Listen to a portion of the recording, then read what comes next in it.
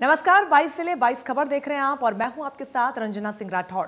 Bulletin का आगाज करेंगे। गृह मंत्री अनिल विज ने किसान आंदोलन को लेकर किसान नेताओं पर जमकर निशाना साधा है। विज ने कहा कि किसान का एजेंडा अब कृषि कानून नहीं है बल्कि कोई गुप्त एजेंडा है। सरकार पहले भी कई बार किसानों से चर्चा कर चुकी है, लेकिन किसान अब तक कृषि कानूनों में कोई आपत्ति नहीं बता पाए हैं। तोमर जी ने बिल्कुल साफ कहा है कि हमारे दरवाजे खुले हैं। सरकार ने कभी भी अपने दरवाजे बंद नहीं किए। 11-12 दौर की चर्चा भी हुई है, लेकिन किसान नेता एक बार भी उनकी आपत्तियां क्या हैं ये बता नहीं पाए। 3 बिलों में उनकी आपत्तियां क्या हैं वो बता नहीं पाए हैं। वही बात उन्होंने कही है कि आप बताएं कि क्या आपत्तियां हैं, वो बता नहीं पाते हैं। इसी से ये लगता है कि इनका एजेंडा 3 बिल ना होकर। तो वहीं कृषि मंत्री जेपी दलाल ने कहा कि प्रदेश में किसानों के हित में सरकार लगातार बड़े और अच्छे कदम उठा रही है। साथ ही उन्होंने कहा कि नई तकनीक से फसलों की सिंचाई में पानी का काम इस्तेमाल होगा, जिससे दक्षिण हरियाणा को काफी फायदा होगा। प्रदेश सरकार किसानों के उत्थान और विकास के लिए अनेक योजनाओं पर भी तेजी से काम कर रही है।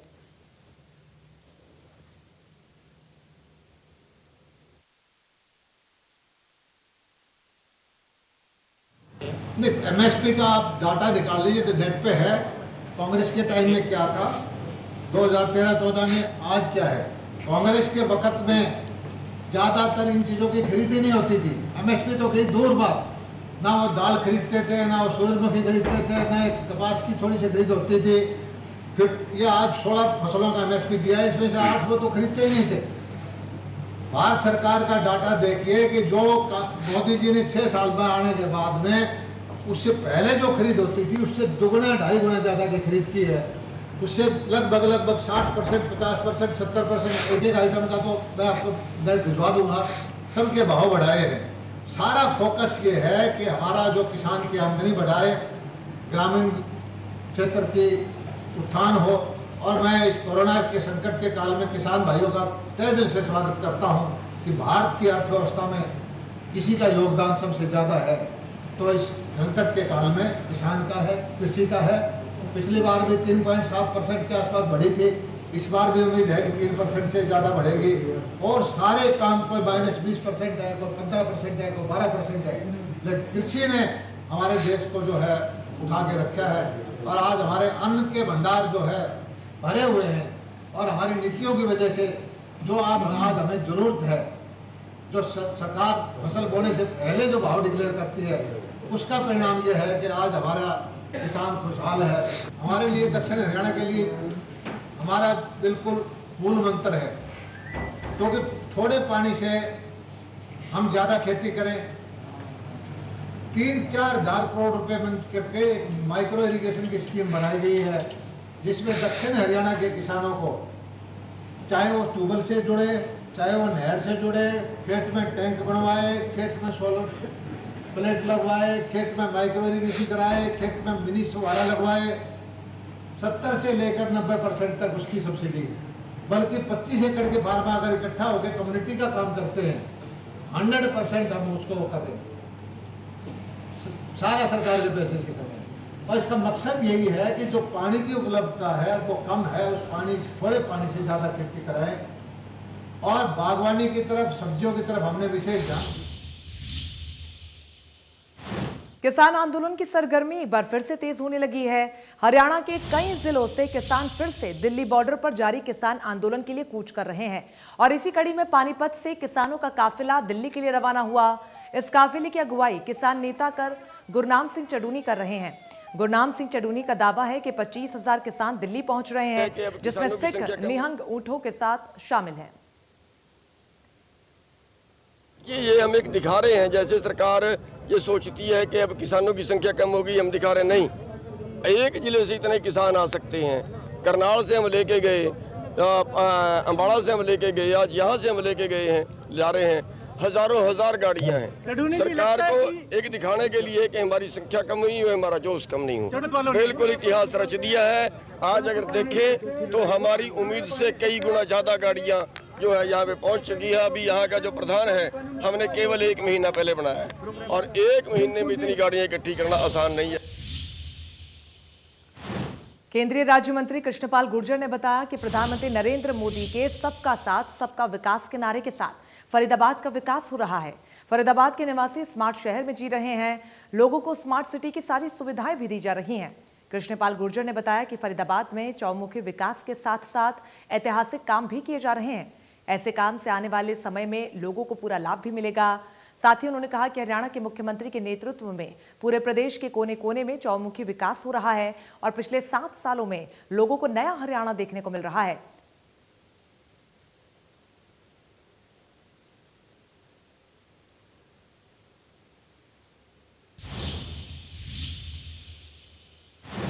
सोनीपत में करोड़ों रुपए की लागत से पूरी हुई विभिन्न विकास परियोजनाओं का लोकार्पण किया गया। सांसद रमेश चंद्र कौशिक और डीसी ललित सिबाच ने इस दौरान एक परियोजना की आधारशिला भी रखी। सांसद रमेश चंद्र कौशिक ने कहा कि मुख्यमंत्री मनोहर लाल के नेतृत्व में हरियाणा विकास कर रहा है और आज सोनीपत में लगभग 28 करोड़ की लागत से तैयार हुई विकास परियोजनाओं का लोकार्पण भी हुआ है, जिनमें BPS medical college Kanpur Kalan में स्थापित ऑक्सीजन प्लांट भी शामिल है। बीपीएस महिला विश्वविद्यालय कानपुर कलां में नवनिर्मित स्पोर्ट्स कॉम्प्लेक्स तथा राजीव गांधी एजुकेशन सिटी में बनाए गए फायर स्टेशन को भी लोकार्पित किया गया।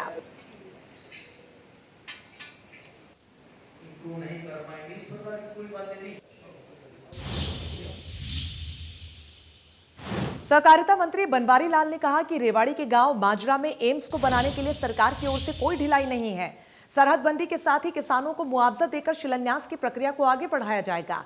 डॉक्टर बनवारी लाल मुख्यमंत्री के वर्चुअल शिलान्यास कार्यक्रम में भाग लेने के लिए जिला सचिवालय पहुंचे थे। उन्होंने बताया कि बावल में 19 करोड़ 75 लाख रुपए की लागत से राजकीय कन्या महाविद्यालय की बिल्डिंग बनाई जाएगी। तो वहीं 2 साल पहले मुख्यमंत्री द्वारा बावल में शिलान्यास किए गए 200 बेड वाले ईएसआई अस्पताल के निर्माण में हो रही देरी के सवाल पर डॉक्टर बनवारी लाल ने कहा कि कोविड-19 के चलते सभी प्रोजेक्ट्स देरी से चल रहे हैं।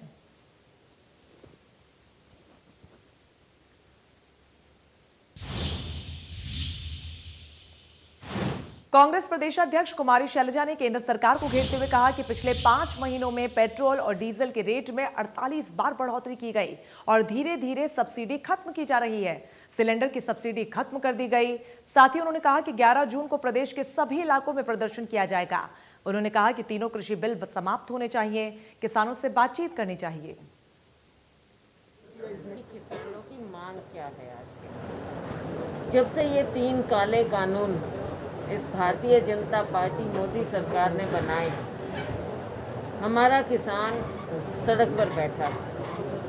आज के दिन किसान और मजदूर का वो हाल हो गया है, उसे समझ नहीं आता कि भविष्य उसका कैसा हो। तो केवल एमएसपी बढ़ाने से बात नहीं है, बात ये है कि एमएसपी का आप कानून बनाएं और तीनों कृषि कानून आप वापस लें। यही कारण है कि इतना समय बीत गया और हमारा किसान मजदूर संघर्ष कर रहा है। समय समय पर चाहे कोरोना हो या कुछ, हमने हमारे साथियों ने लोगों के लिए काम करने में कोई कसर नहीं छोड़ी। हमारे यहाँ यमुनानगर ज़िले की भी हम बात करें, हर जगह कांग्रेस पार्टी ने मेहनत की है, सेवा की है लोगों की। और जो लोगों की बात है उनको उजागर करना है, चाहे सरकार की कमियां हों उनको भी हमने उजागर किया है। हर ज़िले में हमने इन बातों को उठाया है। मैं खुद हमारे प्रभारी जी के साथ और डिप्टी लीडर के साथ राज्यपाल जी को हम मिले, हमने वैक्सीनेशन के बारे में उनको मेमोरेंडम दिया। महंगाई आसमान को छू रही है और पेट्रोल डीजल की कीमतें किस कदर बढ़ती चली जा रही हैं ये आप देख रहे हैं। 43 बार पिछले कुछ महीने में कीमतें बढ़ी। 5 महीने में 43 बार पेट्रोल डीजल की कीमतें बढ़ी। कल हम पूरे देश में, प्रदेश में, हरियाणा में, हर जगह पर हमारे कांग्रेस जन पेट्रोल पंप के आगे इन कीमतों के, बढ़ती हुई कीमतों के खिलाफ प्रदर्शन करने। कांग्रेस नेता कुलदीप बिश्नोई ने पूर्व केंद्रीय मंत्री जितिन प्रसाद के बीजेपी में शामिल होने के कांग्रेस के लिए बड़ा झटका बताया। बिश्नोई ने कहा कि जब कोई नेता जिस पार्टी से जाता है तो उसे नुकसान जरूर होता है। इसके अलावा उन्होंने कहा कि कांग्रेस को जन नेताओं की पहचान करके उन्हें मजबूत करना चाहिए, जिससे राज्यों में फिर से जीत हासिल की जा सके। पहला सवाल उससे पूछा कि जितिन प्रसाद जो यूपी में गए हैं वो मैं निसंदेह मैं मानता हूं कि कांग्रेस पार्टी को नुकसान होगा, और जब भी कोई भी नेता किसी भी पार्टी को छोड़ के जाता है तो लाजमी बात है उस पार्टी को नुकसान होता है, और जिस पार्टी में जाता है उस पार्टी का फायदा होता है। और जितिन प्रसाद जी व्यक्तिगत रूप से अगर मैं कहूँ एक अच्छे सज्जन हम्बल व्यक्ति थे, और उनको कांग्रेस पार्टी ने बहुत ग्रूम भी किया था, और उनका अपना एक वजूद है। और जब कांग्रेस पार्टी ने किसी को इतना वजूद करके मुकाम पर पहुंचा के ट्रेन किया, उसके बाद उसका फायदा को दूसरी पार्टी उठाए तो कांग्रेस को तो नुकसान हो गई। और जितिन प्रसाद जी को भी कांग्रेस को इस वक्त छोड़ के नहीं जाना चाहिए था। मेरे मित्र भी हैं, क्योंकि आज हम सब, कांग्रेस पार्टी ने हम सबको बहुत दिया है, और आज हमें कांग्रेस पार्टी को मजबूत करना है। छोड़ के चले जाएंगे वरना। खबर करनाल से है, जहां पर बीजेपी के कार्यक्रम का किसानों ने विरोध किया। किसान चौधरी देवीलाल यूनिवर्सिटी के गेट पर इकट्ठा हुए और हाथों में काले झंडे लेकर विरोध प्रदर्शन किया। किसानों के विरोध को देखते हुए भारी पुलिस बल को मौके पर तैनात किया गया। संयुक्त किसान मोर्चा ने फैसला किया है कि जब तक कृषि कानून रद्द नहीं होंगे तब तक सरकार के कार्यक्रमों का विरोध यूं ही जारी रहेगा।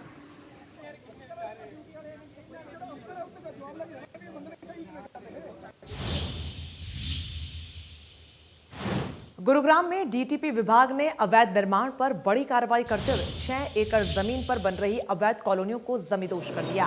दरअसल सेक्टर 78 की प्राइम लोकेशन पर बिल्डर ने अवैध कॉलोनी काटी थी, जिस पर धड़ल्ले से अवैध निर्माण जारी था। डीटीपी विभाग जब कार्रवाई कर रहा था तभी वहां पर पूर्व विधायक उमेश अग्रवाल और उनके समर्थकों ने इसका विरोध किया।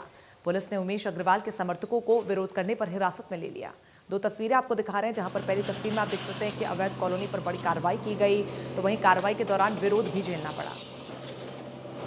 दिल्ली जयपुर हाईवे पर खिड़की धोला टोल प्लाजा के पास आज डीटीपी एनफोर्समेंट द्वारा एक बड़ी कार्रवाई की गई है। यहाँ 6 एकड़ में काटी जा रही है एक कॉलोनी को यहाँ पर इन्फोर्समेंट द्वारा तोड़ा गया है। बाकायदा जेसीबी लगा करके इस ऑफिस को तोड़ा जा रहा है। जो बताया जा रहा है, इस तरीके से आपको दिखाना भी चाहेंगे कि बाकायदा 6 एकड़ में ये पूरी कॉलोनी जो है ये यहाँ पर बनी हुई है। और हमारे साथ में डीटीपी गुड़गांव आरएस भाट हमारे साथ में है। कितने एकड़ में बताया जा रहा है? 6 एकड़ में ये कॉलोनी थी और इसमें हाल ही में मुकदमे भी दर्ज किए गए। ये 8 एकड़ में लगभग इंस्टीट्यूशनल जोन में कॉलोनी काट रखी थी, और हमारी यही मंशा है कि इनिशियल स्टेज पर तोड़ी जाए। आज आप देखो कि रोड नेटवर्क है, यहाँ डीलरों के दफ्तर हैं, ये हम तोड़ेंगे और इसमें एफआईआर भी दर्ज है।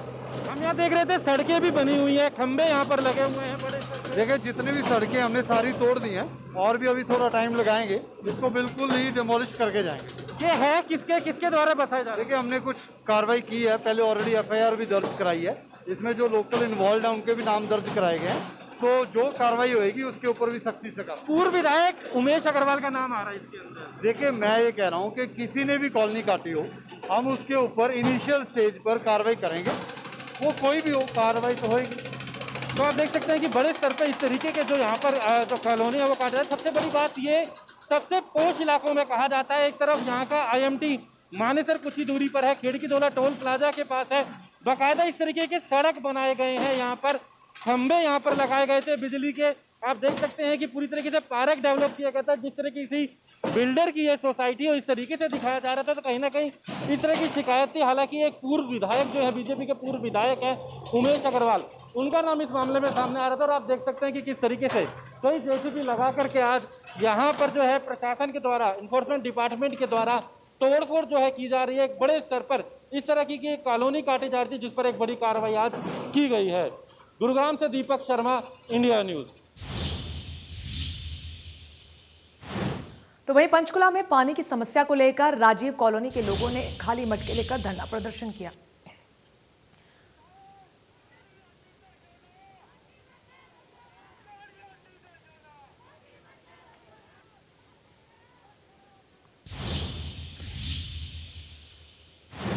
कोरोना की तीसरी लहर की संभावना को देखते हुए लू स्वास्थ्य विभाग ने इंतजाम शुरू कर दिए हैं।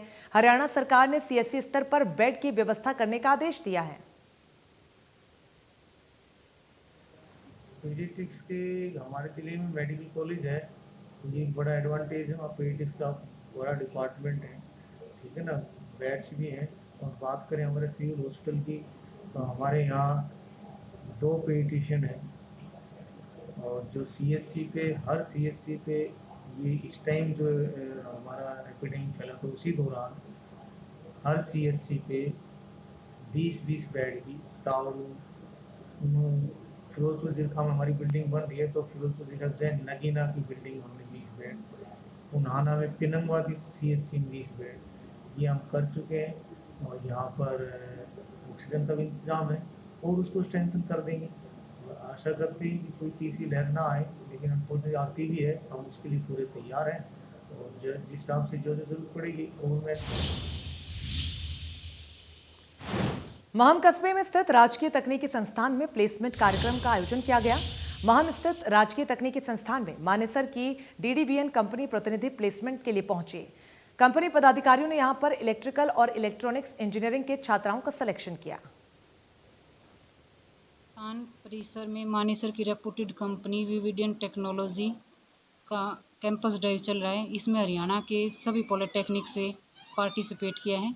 ये कंपनी बेसिकली फीमेल्स कैंडिडेट्स के सिलेक्शन के उद्देश्य से आई है और सभी हरियाणा के सभी पॉलिटेक्निक्स की लड़कियों ने इसमें पार्टिसिपेट किया है। अभी तक इन बच्चों का 30 के करीब बच्चों ने रिटर्न क्लियर किया है। अभी उनका जो है HR राउंड चल रहा है। टोटल टारगेट कितने बच्चे? टारगेट हमारा 100% प्लेसमेंट का है। संस्थान ने पहले भी 100% प्लेसमेंट करवाई है और आगे भी हम सभी कंपनी से आगे टाई अप किया हुआ है कि हमारे मैक्सिमम 100% प्लेसमेंट का टारगेट कंप्लीट हो।